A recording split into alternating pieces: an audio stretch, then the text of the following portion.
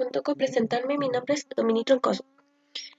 Estoy realizando la presentación del consumo de café versus bebidas energéticas en estudiantes universitarios. La asignatura es Estadística, de la carrera de Ingeniería y Ejecución en Electricidad.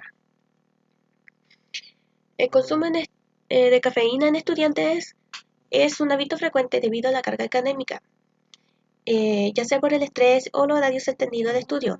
Puede que los estudiantes de horario vespertino sientan una carga académica un poco más pesada debido a que se estudia y trabaja. El objetivo de esta presentación es aplicar las variables o las herramientas de estadística proponiendo una posible distribución para la variable principal. También de agregar que los datos son como 50% reales o 50% no, o medio reales, como se quiera tomar. Debido a que la mayoría de páginas que busqué no mostraban datos exactos o lo mostraban a través de porcentajes. Así que se hizo como una adaptación para poder realizar la actividad correspondiente. En la metodología tenemos que se hizo la recolección de los 100 datos correspondientes a la edad, carrera, al consumo, etc. Todos estos cálculos fueron realizados en Excel. También se realizó para cada dato una tabla, o sea, para cada variable una tabla de frecuencias, en la que se calculó su variable absoluta, relativa, acumulada y relativa acumulada. Luego de esto se realizó la representación de los gráficos y se identificó la forma general con la distribución, en este caso exponencial. Quise usar otra, creo que es la de Feynman, pero por alguna razón en mi Excel no aparecía, así que opté por esta.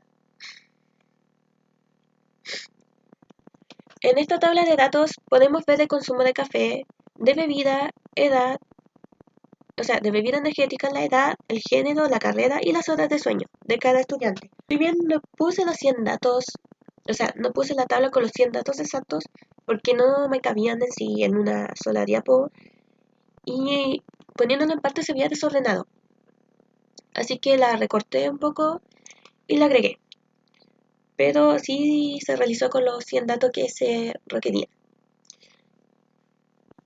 Por bien están las 5 variables distribuidas por sus respectivos colores, dado que la mediana, la desviación estándar lo hice en otra tabla aparte para que se pudiera ver más ordenado. Por ejemplo, acá tenemos los datos de cuánto consume un alumno de enfermería al día. Por ejemplo, no consume café, no consume bebida energética y tiene una edad de 22 años. Su género es femenino y estudia la carrera de enfermería. Sus horas de sueño son 6.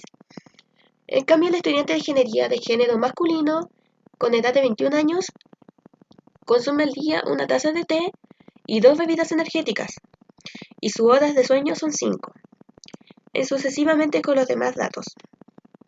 Dado estos datos, se realizó la variable se realizó cada cálculo respecto a las distintas variables que teníamos, en las cuales se tomó solamente los datos que se podían ser calculados. En la media nos dio 0,45, la mediana nos dio 0, la moda 0, que fue el dato que más se repetía, y la desviación estándar nos dio 0,77. Su mínimo fue 0 y el máximo 3. Y se realizó lo mismo con cada dato de las variables. Por luego tenemos las tablas de frecuencia. Esta es del consumo de café. En cada tabla se ordenaron los datos de menor a mayor, sacando su frecuencia absoluta, la cual nos dio 100, con su frecuencia relativa, acumulada y relativa. En los gráficos podemos decir en el histograma que se observa la distribución de sus datos. La mayor frecuencia se conserva en el primer intervalo. Esto puede decir que la mayoría de los valores se indican en la parte baja del rango. Esto puede mostrar una distribución un poco desviada hacia la izquierda. En el gráfico de dispersión se aprecia cómo se comportan los datos de manera individual. Esto nos permite saber si existe alguna tendencia o relación entre los valores.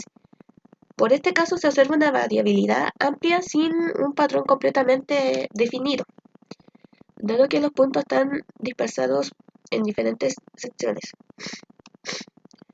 Respecto al Voxplot, se puede ver la mediana, los cuartiles y la presencia de los valores atípicos. La caja más alta indica que los valores se encuentran en un rango mayor, lo que refleja una mayor variable en ese conjunto de datos. Luego tenemos para presentar la tabla de frecuencias número 2, que es el consumo de bebidas energéticas, los cuales se realizó los siguientes cálculos que se pueden ver a presentar. Y en el gráfico del histograma se observa cómo los datos se distribuyen en intervalos definidos. La mayoría de los valores se concentran en el primer intervalo, mientras que el segundo tiene menor frecuencia. Esto sugiere que la variable tiende a tomar valores más bajos en la mayor parte del registro. En el Voxplot muestra diferencias claras en la dispersión de los datos. Se puede ver cómo una caja es mucho más alta que el último grupo, lo que indica una mayor variable, y los valores más altos en este conjunto. Además se pueden identificar valores extremos o posibles diferencias, lo que refleja que algunos datos se alejan del comportamiento general. Bueno, en el gráfico de dispersión, los valores de la tabla 2 se comportan de manera individual.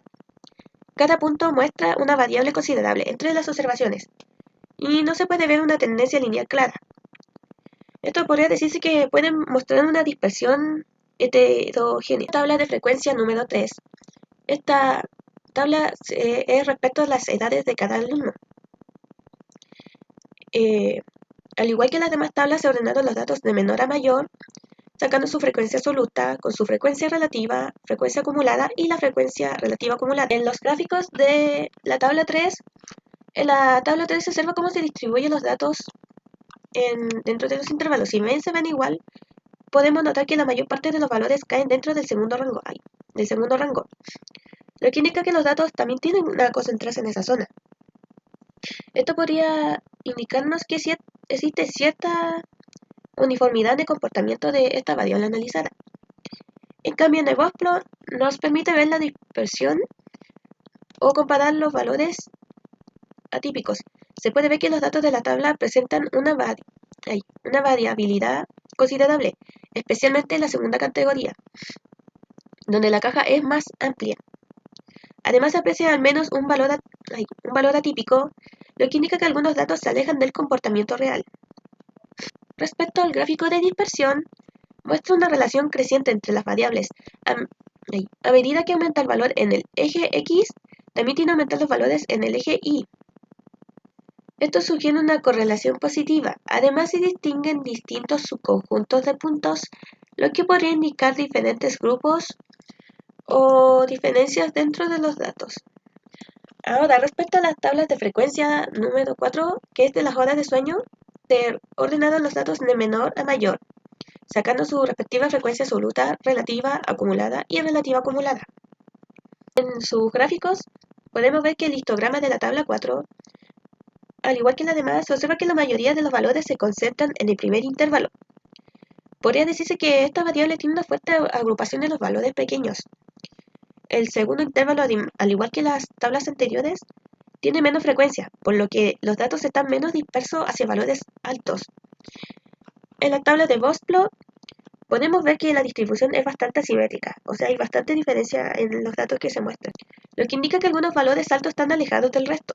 También se observan puntos aislados, que representan posibles valores atípicos. Y en el diagrama de dispersión podemos ver una tendencia creciente. Al igual que en la tabla anterior, a medida que aumenta el valor en el eje X, también tienden a aumentar los valores en el eje Y.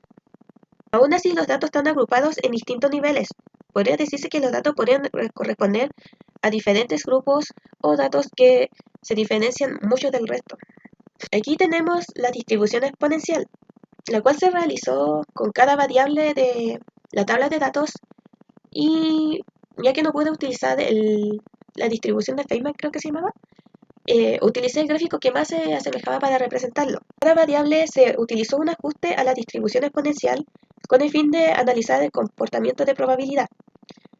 Esta distribución es útil cuando los datos muestran una caída rápida en sus valores iniciales. Respecto al gráfico, se observa cómo los valores han sido ajustados siguiendo una tendencia creciente, lo cual es característica de esta función exponencial. Esto nos permite ver de manera más clara las diferencias entre las variables y comparar el rendimiento de cada una de ellas según los datos que se utilicen. Las medidas descriptivas muestran que cada variable presenta comportamientos distintos, ya sea en términos de la media, mediana y desviación estándar. Por decirlo así, las variables con mayor media y desviación estándar reflejan una mayor dispersión y mayor presencia de valores elevados, algo que es consistente en una distribución exponencial más abierta. Por el contrario, las variables con los valores más pequeños presentaron un ajuste más compacto y menos disperso, si se puede decir. Los datos mostraron un comportamiento bastante estable, ya que la mayoría de los valores se repetían con frecuencias similares y podría decirse que el consumo en universitario entre café y bebida energizante no varía mucho. Ahora si lo hubiera hecho con consumo de bebida energizante y café versus drogas, yo creo que hubiera habido un cambio significativo. Pero de lo que me concentré solamente en las bebidas de cafeína y energéticas, pudimos ver que estos datos no variaban mucho, y esto fue gracias a las tablas y los gráficos. Pues de estas bebidas, los estudiantes universitarios suelen tener un consumo muy similar. Aquí se encuentra la biografía de algunas de las páginas en las que indagué para realizar esta presentación. Y bueno, si me escucho ronquita fue porque estoy algo enferma y espero que mi presentación haya cumplido con lo que pidió y haya sido de su agrado. Muchas gracias por su atención.